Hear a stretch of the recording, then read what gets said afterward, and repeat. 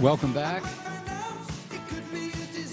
7 past the hour on the Malloy Show. It is church night. Just a couple more here before we move on to things slightly more logical. A Republican congressman who is also a chaplain in the U.S. Air Force Reserve wants people to sing the praises of Jesus as they go out to kill, maim, injure, blow things up, destroy environments, pollute water. Yeah, he wants the praises of Jesus to be sung. Onward Christian soldiers. This guy, Representative Doug Collins, a Republican of, oh my God, Georgia, told Fox News yesterday that atheists were trying to subvert military chaplains. Oh, we are. We are there, Doug.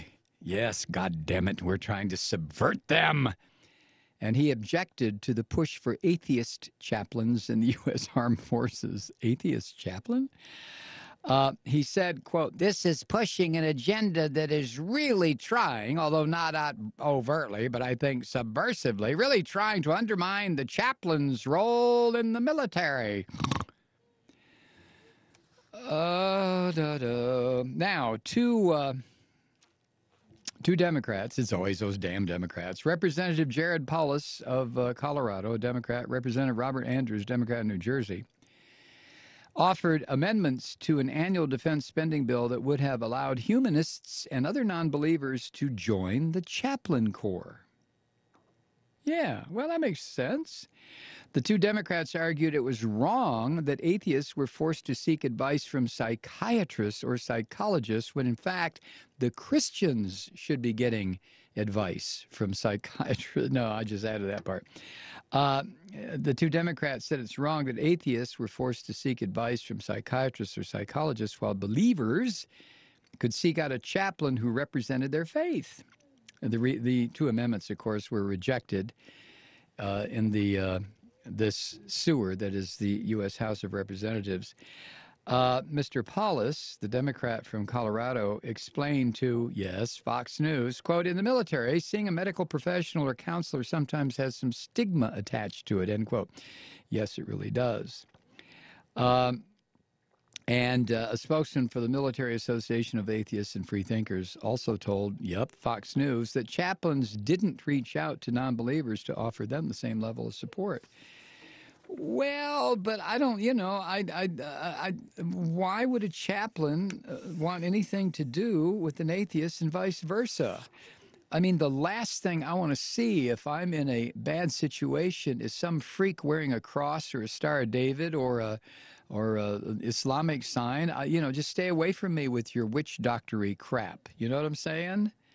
I mean, good heavens. Would you want that? Would you want one of these creepy religious leaders to come sneaking around if your bedside if something was wrong? And to kind of wind this up, Frank Bruni's column the other day in the New York Times, he talks about a certain group of men were spiritual leaders. They were held up before the children around them as wise and righteous and right. They had special access to the kids, special sway. And when they exploited that access by sexually abusing the children, according to civil and criminal cases from different places and periods, they were protected by their lofty stations and by the caretakers of their faith. The children's accusations were met with skepticism. The community of the faithful either couldn't believe what had happened or didn't want it exposed to public view. Why give outsiders a fresh cause to be critical? So the unpleasantness was hushed up. No, it's not a column about the Catholic Church. It's a column about Orthodox Jews who have recently had similar misdeeds exposed, similar cover-ups revealed. And Frank says, yes, I'm writing about it because the Catholic Church over the last 2 decades has absorbed the bulk of journalistic attention, my own included, in terms of child sexual abuse. There are compelling reasons that's been so. Catholicism has more than 1 billion nominal adherents worldwide. It endows its clerics with a degree of mysticism that many other denominations don't, and is just centralized enough for scattered cover-ups to coalesce into something more like a conspiracy. The pattern of criminality and evasion in the Catholic Church has been staggering. But some of the same dynamics that fed the crisis in Catholicism exist elsewhere.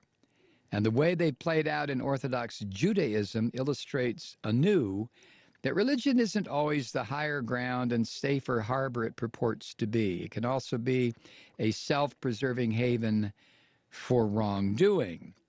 See, early this month, 19 former students of the Yeshiva University High School for Boys in Manhattan filed a lawsuit alleging sexual abuse by two rabbis in the 70s and 80s who continued to work there even after molestation complaints. The rabbis were also allowed to move on to new employment without ever being held accountable. School administrators, the lawsuit alleges, elected not to report anything to the police. Well, my goodness, they sound like Catholic priests. Rabbi Norman Lamb, the president of Yeshiva at the time, admitted as much in an interview with the Jewish Daily Forward. He said that when accusations against a faculty member were an open and shut case, he'd let the accused person go quietly. Wow. He said back then there was less alarm about and understanding of child molestation. Back then, he was also steering yeshiva through grave financial hardship. A sex abuse scandal wouldn't have been a great fundraising tool. Ooh, there you go. Money, the temple, the Christians, the Jews, oh my. Anyway, the lawyer representing these 19 former students said, quote, "The school made the conscious and craven decision to protect its reputation," end quote. And as Bruni writes, is such a defensive mindset really a relic of a less enlightened past? Earlier this year, a prominent scholar at Yeshiva, Rabbi Herschel Schachter, was caught on audio tape at a conference in London, telling Orthodox leaders that Jewish communities should set up their own review boards to evaluate any complaints of child sexual abuse and determine whether to bother with the police. This contradicts state laws on mandatory reporting for teachers, counselors, physicians, and such. But you see, if you are God's chosen people, you don't have to do this kind of nonsense. Report to the law? What law? Mosaic law doesn't say anything about buggering little boys or little girls. What? We are God's chosen people. We don't play by your ticky-tacky rules. We're like the Christians. The Christians have their Redeemer. Their Redeemer will forgive them of anything. Murder. Anything. So you're going to get on us about fondling little boys and little girls? Please. We're chosen. Rabbi Herschel Schachter further discouraged police involvement by warning that accused abusers, the rabbis, could wind up in a cell together with a Schwarze. Ah! A Schwarze in a cell with a Muslim.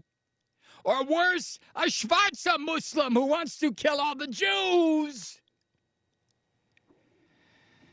You know what a Schwarze is, I'm sure. Yeshiva condemned the remarks, but seemingly didn't discipline Schachter, who didn't respond to Frank Bruni's request Monday for comment, nor did Rabbi Lamb.